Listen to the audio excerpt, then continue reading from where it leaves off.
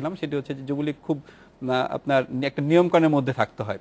আর একটা হচ্ছে যে যুবলীগের নেতৃত্ব যেরকম আপনার খুব কঠোর হয়, একটু হয়, শক্ত হয়, প্লাস ছাত্রলীগের সাথে যুবলীগের একটি মানে মানসিক একটি দ্বন্দ্ব আছে, যে কার সমাবেশ কত ভালোভাবে দেখানো যেতে পারে, কার উপস্থিতি কত ভাবে দেখানো যেতে পারে, সেই জায়গাটাই হচ্ছে হলো মানে আপনার আজকে এই সমাবেশটা কিন্তু একটু কিছুটা ভিন্ন। আমার কি খুব ব্যক্তিগত প্রশ্ন আছে, আমি আজকে যখন আসছিলাম অফিসে তখন আমার সামনে অনেকগুলো ট্রাক দেখেছি যা যাচ্ছিল, সেখানে আমি দেখেছি যে অনেক শিশু, এরা ঠিক যুবলীগ কর্মী কিনা আমি জানি না, আমার খুব নিজের কাছে খুব লাগলো যে আসলে যুবলীগের কর্মী আদৌ কিনা।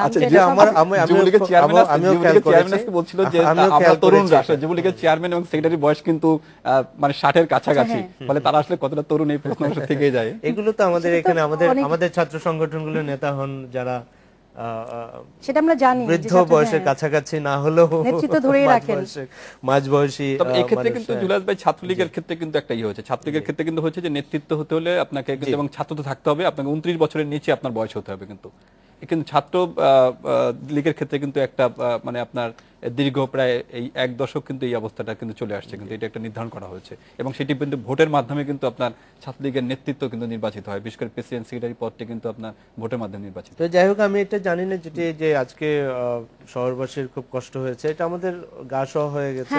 এগুলো কবে কিভাবে সমাধান হবে আসলে জানি না, কোনোদিন হয়তো এত বড় সমাবেশের প্রয়োজনই পড়বে না, আমরা টেলিভিশনে দেখে নিব, তো সেই দিন আসবে কিনা আমার জানা নেই। তবে আমাদের কষ্টটা একটু লাঘব করা, জনগণের এরকম একটা ব্যবস্থা থাকলে ভালো হতো, কি হবে আমি জানি না। আগে তো যত তত্ত্ব আপনার সমাবেশ হতো, এখন তো অন্তত সোহার্দি উদ্যানটাকে ফিক্স করে দেওয়া হয়েছে যে একটা জায়গায় সমাবেশ হবে, যেখানেই হোক যেতে হয় তো আসলে পুরো শহর ঘুরেই সব এলাকা থেকে আসতে হয়। সম্ভবত আমরা একটু সিলেটে যাব। সিলেটে জানেন যে সকাল সন্ধ্যা হরতাল ডেকেছে আমরা সিলেটবাসী নামে একটি সংগঠন, আমরা সিলেটবাসী, এবং শমশের মোবিন চৌধুরী কিন্তু আজকে, এটি হচ্ছে আমি আগামীকাল বলছি যেহেতু রাত গড়িয়ে গেছে, আজকে সিলেটে একটি বিক্ষোভ দিয়েছিল। এটা হচ্ছে সাবেক অর্থমন্ত্রী কিবরিয়া হত্যা মামলায় কেন সিটি মেয়র আরিফুল হক চৌধুরী সহ হারিস চৌধুরী সহ বিএনপি নেতাদেরকে সম্পূর্ণ চার্জশিটে অন্তর্ভুক্ত করা হয়েছে, এই জন্য আজকে তারা দিয়েছিলেন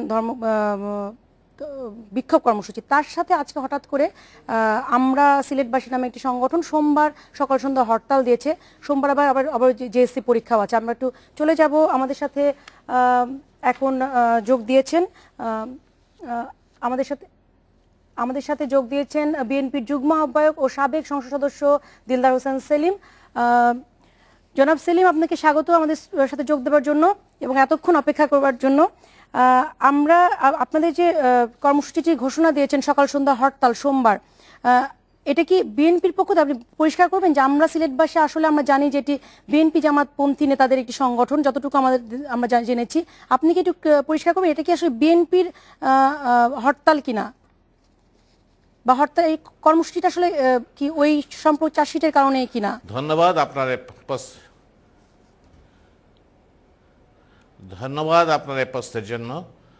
আজকে সিলেটের একটি কথাই টক অফ দ্য সিলেটবাসীর সর্বোচ্চ কথা, যে সিলেটের মেয়র আরিফুল হক চৌধুরী, যিনি বিগত নির্বাচনে বিপুল ভোটে সিলেটবাসীর ভোটে নির্বাচিত হয়েছেন, আজকে হঠাৎ করে 9 বছর পর কোনো ধরনের কোনো কারণ ছাড়া ব্যতিরেকে সম্পূরক চার্জশিটে মেয়র আরিফুল হক চৌধুরীর নাম এখানে থাকায় সিলেটবাসী সঙ্গত কারণেই তার মনের বহিঃপ্রকাশ ঘটিয়েছে।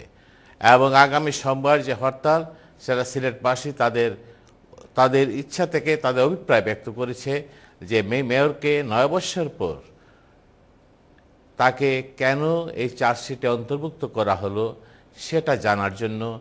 এবং এই ব্যাপারে অনেক সন্দেহ রয়েছে, যে আমার শ্রদ্ধেয় সাবেক মরহুম কিবরিয়া সাহেবের মৃত্যুর তার পরিবারেরও এই চার্জশিটের ব্যাপারে সন্দেহ পোষণ করেছেন। তাই পাশাপাশিভাবে সিলেটবাসী ক্ষুব্ধ থাকবে এই কারণেই যে কিছুদিন পূর্বে যাকে নির্বাচিত করেছিল সিলেটের প্রিয় নেতা জনাব আরিফুল হক চৌধুরী, হঠাৎ করে সেখানে আরিফুল হক চৌধুরীর চার্জশিটে নাম সম্পূরক চার্জশিটে অন্তর্ভুক্ত হওয়াটা একটা রহস্যজনক, হাস্যকর এবং ষড়যন্ত্রমূলক বলে আমরা মনে করি, এবং বিএনপিকে ধ্বংস করার জন্য একটা প্রক্রিয়া হিসাবে একটা সরকার গ্রহণ করেছে, সেটা সিলেটবাসীর বিশ্বাস। জনাব দিলদার হোসেন, এর আগে জামাতের 5টি হরতালে জেএসসি পরীক্ষা পিছিয়ে গেছে, সোমবারও কিন্তু জেএসসি পরীক্ষা আছে। আপনাদের এই হরতাল কি পরীক্ষার এই আওতামুক্ত থাকবে কিনা, পুরো সিলেট বিভাগে যেহেতু হরতাল?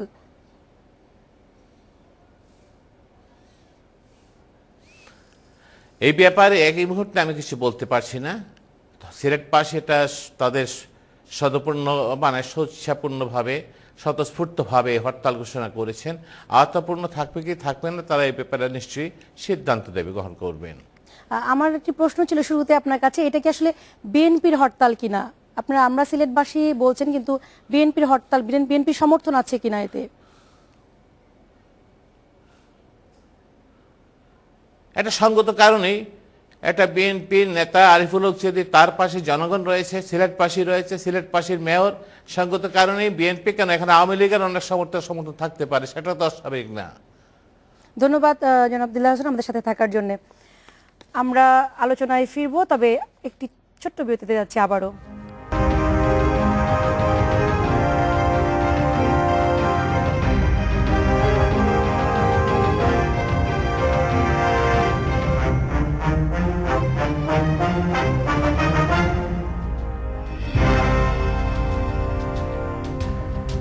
বিরতির পর আবারও ফিরে এলাম, দেখছেন বাংলাদেশ এখন। আবারও চলে যাচ্ছি মূল আলোচনায়।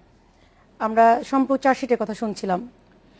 সম্পর্ক চার্জশিটের বিষয়টি একটু যদি আমি কোনো দিকে না তাকিয়ে বলি, সেটি হচ্ছে এরকম অভিজ্ঞতা আমার, সেটি হচ্ছে যে সম্পর্ক চার্জশিট নিয়ে কিন্তু মানে কিছুটা বাংলাদেশের মতো তৃতীয় বিশ্বের দেশগুলোতে কিন্তু যেখানে রাজনৈতিক হানাহানি, অবিশ্বাস, দ্বন্দ্ব রয়েছে, সেখানে আপনার সম্পর্ক চার্জশিট অধিকাংশ ক্ষেত্রেই আপনার রাজনৈতিক দমন পীড়নের অস্ত্র হিসেবে ব্যবহার করা হয়। রাজনৈতিক দলবদল হলে সম্পর্ক চার্জশিটেও পরিবর্তন হয়, সরকার পরিবর্তন হলে সম্পর্ক চার্জশিট থেকে মানে সম্পর্ক চার্জশিট হয়, এবং সেটি হয়ে একটি নারাজি দেওয়া হয় বাদী বা বিবাদী পক্ষ থেকে বাদী পক্ষ থেকে নারাজি দেওয়া হলে তখন এটি আদালত আবার নতুন করে আপনার বা নতুন করে তদন্ত কথা বলে।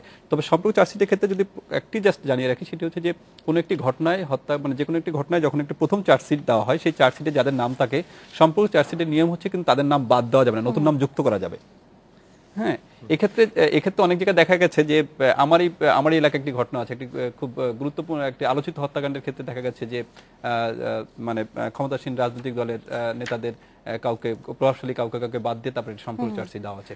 আবার কোনো একটি ঘটনায় দেখা যাচ্ছে যে আপনার নতুন করে বিরোধী দলের লোককে সেখানে আবার যুক্ত করা হচ্ছে। মানে এখানে হচ্ছে প্রশাসনকে আসলে কখনো কখনো ব্যবহার করা হচ্ছে, এটাই কিন্তু সম্পর্ক চার্জশিটের ক্ষেত্রে দেখা যাচ্ছে। তবে সাবেক অর্থমন্ত্রী এবং পরিচ্ছন্ন রাজনীতিবিদ হিসেবে পরিচিত কিবরিয়া সাহেবের ক্ষেত্রে কিন্তু এই জিনিসটা কিন্তু দীর্ঘদিন ধরে ঝুলে আছে, এবং কিবরিয়া সাহেবের পরিবার এ নিয়ে একটা ক্ষোভ আছে যে তার এই হত্যাকাণ্ডটি দীর্ঘদিন ধরে ঝুলে থাকার কারণে এটির একটি সুষ্ঠু বিচার তারা চান, যে প্রকৃতপক্ষে যারা এই ঘটনার সাথে জড়িত বিচার প্রক্রিয়া নিয়ে তারা কিন্তু প্রশ্ন তুলেছেন বারবার, যে বিচার প্রক্রিয়া স্বচ্ছ হচ্ছে না। সেটি যেখান থেকে হোক, আমার মনে হয় যে মানে সরকারের শীর্ষ পর্যায় থেকে একটি সিদ্ধান্ত দিয়ে এটি গুরুত্ব সহকারে এটি বিচার মানে একটি মানে যারা ঘটনার সাথে প্রকৃত তাদেরকে তদন্ত করে বিচারের ব্যবস্থা এনে সাজা দেওয়ার বিষয়টি কিন্তু আপনার নিশ্চিত করা দরকার। কারণ যারা একজন পরিচ্ছন্ন রাজনীতি করেন, তারা যখন হত্যাকাণ্ডের শিকার হন তখন কিন্তু আপনার এইদের হত্যার রাজনীতিটা কিন্তু চলতেই থাকে। সেক্ষেত্রে এই ক্ষেত্রে আমার মনে হয় যে সরকারের শীর্ষ পর্যায় থেকে একটি সিদ্ধান্ত আসা উচিত। জুলাইর ভাই, আপনার কাছে যাচ্ছি G20 সম্মেলন নিয়ে। প্রথম দিন ছিল দুদিনের সম্মেলনে, সেখানে বলা হচ্ছে যে রাশিয়া পশ্চিমা বিশ্বের চাপে পড়েছে এবং মূল আলোচনা থেকে সরে এসেছে এরকম। আমরা প্রতিবেদনে দেখেছি যে ইসলামিক স্টেট, তারপর এবোলা, তারপর ইউক্রেন, এগুলোই মূল যে আলোচনা ছিল, যে বিশ্ব অর্থনৈতিক মন্দা এটাকে কাটিয়ে উঠে কিভাবে বিশ্ব সামনের দিকে এগোতে পারে, সেগুলোকে ছাপিয়ে অ্যাকচুয়ালি ওই পশ্চিমাদের সাথে যে দ্বন্দ্বটা চলছে রাশিয়ার, ইউক্রেনকে কেন্দ্র করে, ক্রিমিয়াকে কেন্দ্র করে, ক্রাইমিয়াকে কেন্দ্র করে, অ্যাকচুয়ালি এটা ক্রাইমিয়া বলা হয়, তো সেটাকে ছাপিয়ে চলে আসছে। কানাডিয়ান প্রাইম মিনিস্টার ডাইরেক্টলি বলেছে গেট আউট অফ ইউক্রেন, এবং ওবামা তার যে বক্তব্য সেখানে সে বলেছে যে এটা একটা আগ্রাসন, আগেও বলেছে, আবার নতুন করে বিশ্ব ফোরামে এখানে বলেছে।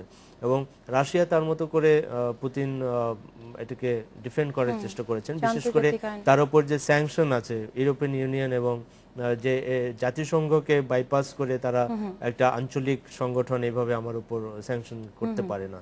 সো এই দ্বন্দ্বগুলো সামনে চলে আসছে।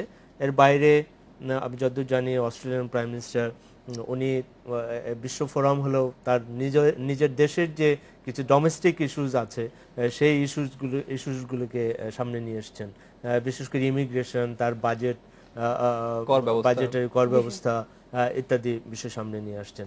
তো আমার মনে হয় যে দীপ ভাই বলছিলেন যে Indian prime minister Narendra Modi এবারে G20-তে আপনার আরেকটা যেরকম জুলাস ভাই বলছিলেন যে আসলে ইবোলার একটা আসার কথা ছিল খুব গুরুত্ব সহকারে, তারপরে আপনার IS এর বিষয়টা খুব গুরুত্ব সহকারে আসার কথা ছিল, সেগুলো ছাড়িয়ে গিয়ে মানে কিছুটা অনেকটা হচ্ছে যে রাশিয়াকে চেপে ধরার একটি আমেরিকার নেতৃত্বে একটা রাশিয়াকে চেপে ধরার একটা প্রক্রিয়া প্রথম দিন থেকে দেখা যাচ্ছে। তবে এবারে আমাদের প্রতিবেশী দেশ ভারতের প্রধানমন্ত্রী, নবনির্বাচিত প্রধানমন্ত্রী নরেন্দ্র মোদী এবার G20-তে তিনি মানে সামিটে অংশ নিয়েছেন। তবে তিনি অবশ্য তার দেশের বিষয়টিকে সামনে এনেছেন। তিনি যেটি তার দেশের মধ্যে সবচেয়ে আলোচিত বিষয়টি হচ্ছে যে সুইস ব্যাংকে তার দেশের যে কালো টাকা আছে সেই টাকা ফিরিয়ে আনার একটি তার নির্বাচনী প্রতিশ্রুতি ছিল। তিনি এই G20 ফোরামে সেই নির্বাচনী প্রতিশ্রুতির কথা পুনর্ব্যক্ত করেছেন এবং তিনি খুব জোর দিয়ে বলেছেন যে কালো টাকা সব ফিরিয়ে আনা হবেই, এর উপরে জোর দিয়েছেন।